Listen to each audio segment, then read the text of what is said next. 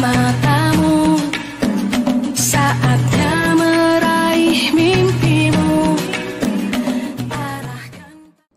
Halo teman-teman, perkenalkan nama saya Harnita Mansur dengan nomor pokok mahasiswa 23900148505.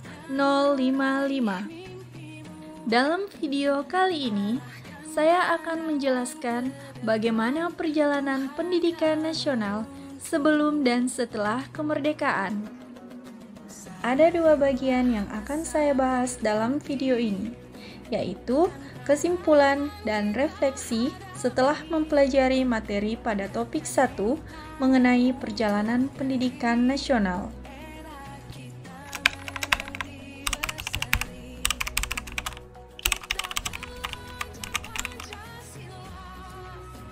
Raden Mas Wardi Suryaningrat atau lebih dikenal sebagai Ki Hajar Dewantara lahir pada tanggal 2 Mei 1889 di Yogyakarta. Ki Hajar Dewantara dikenal karena perjuangannya dalam bidang pendidikan, terutama dalam memperjuangkan hak pendidikan bagi anak-anak pribumi di Indonesia pada masa kolonial Belanda. Salah satu kontribusi besar Ki Hajar Dewantara adalah mendirikan Taman Siswa pada tahun 1922. Sebelum kemerdekaan Indonesia, sistem pendidikan sangat dipengaruhi oleh kebijakan kolonial Belanda. Pendidikan pada masa itu lebih ditujukan untuk memenuhi kebutuhan pemerintah kolonial Belanda dalam mendukung administrasi, pelayanan, dan menghasilkan tenaga kerja terdidik yang bisa menjadi pegawai atau karyawan untuk pemerintahan kolonial dan perusahaan-perusahaan Belanda. Pada tahun 1854, didirikan Sekolah Bumi Putra. Pada tahun ini, Bupati menginisiasi pendirian sekolah kabupaten yang hanya mendidik calon-calon pegawai. Tahun 1908, berdirinya organisasi Budi Utomo. Budi Utomo adalah organisasi pertama yang didirikan di Indonesia yang memiliki tujuan untuk memperjuangkan kepentingan politik, sosial, dan budaya bangsa Indonesia.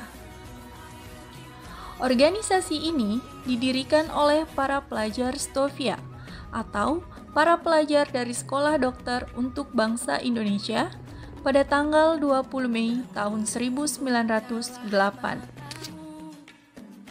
Kemudian, pada tahun 1912, Yayasan Kartini mendirikan sekolah yang dikhususkan untuk kaum wanita yang diberi nama Sekolah Kartini.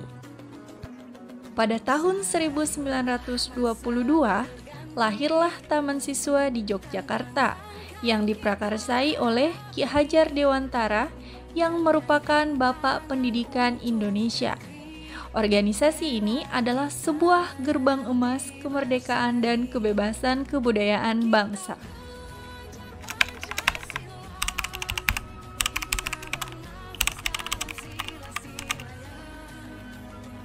Setelah kemerdekaan Indonesia, pemikiran Ki Hajar Dewantara menjadi landasan bagi pembentukan sistem pendidikan nasional yang inklusif dan merata.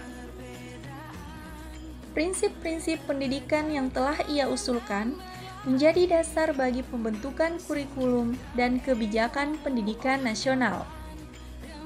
Pada masa ini, Ki Hajar Dewantara diakui sebagai salah satu tokoh pendidikan terpenting dalam sejarah Indonesia. Pemerintah memberikan penghargaan dan pengakuan yang tinggi atas kontribusinya dalam memajukan pendidikan di Indonesia. Meskipun terjadi perubahan politik dan sosial setelah kemerdekaan, visi Ki Hajar Dewantara tentang pendidikan inklusif dan merdeka tetap relevan dan diteruskan oleh para pendidik dan pemikir pendidikan di Indonesia. Ingarso Sungtulodo, Ing Madyo Mangunkarso, Tuturi Handayani.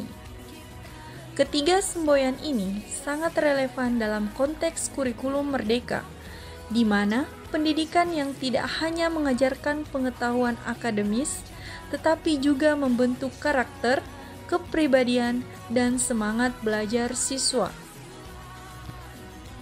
Esensi dari kurikulum merdeka adalah tentang memberikan kebebasan, kreativitas, dan fleksibilitas yang lebih besar kepada sekolah, guru, dan siswa dalam merancang dan melaksanakan proses pembelajaran. Konsep ini bertujuan untuk memperkuat otonomi sekolah dalam menyesuaikan kurikulum dengan kebutuhan lokal, kondisi siswa, serta perkembangan global yang terus berubah. Pendidikan sekarang menggunakan kurikulum merdeka dengan menerapkan profil pelajar Pancasila, yaitu beriman, bertakwa kepada Tuhan Yang Maha Esa, dan berakhlak mulia, berkebinekaan global, gotong royong, mandiri, bernalar kritis, dan kreatif. Setelah mengetahui bagaimana perjalanan pendidikan nasional, saya menyadari akan pentingnya inklusivitas dalam pendidikan. Saya lebih memahami bahwa setiap siswa memiliki potensi yang unik dan hak yang sama untuk mendapatkan pendidikan yang berkualitas, tanpa memandang latar belakang sosial, ekonomi, maupun kemampuan. Selain itu, saya juga menyadari pentingnya terus mengikuti perkembangan teknologi dalam pendidikan. Teknologi memberikan akses lebih luas terhadap sumber daya pendidikan, memungkinkan pembelajaran yang lebih interaktif dan menyenangkan, serta mempersiapkan siswa untuk menghadapi tantangan dunia yang terus berubah. Dengan memahami perjalanan pendidikan nasional, saya yakin bahwa dengan praktik-praktik yang sesuai dengan nilai-nilai pendidikan nasional, saya dapat berkontribusi dalam menciptakan lingkungan belajar yang inspiratif, inklusif, dan mempersiapkan siswa untuk menjadi generasi yang terampil, berpengetahuan, dan memiliki integritas untuk menghadapi masa depan yang penuh dengan tantangan dan peluang.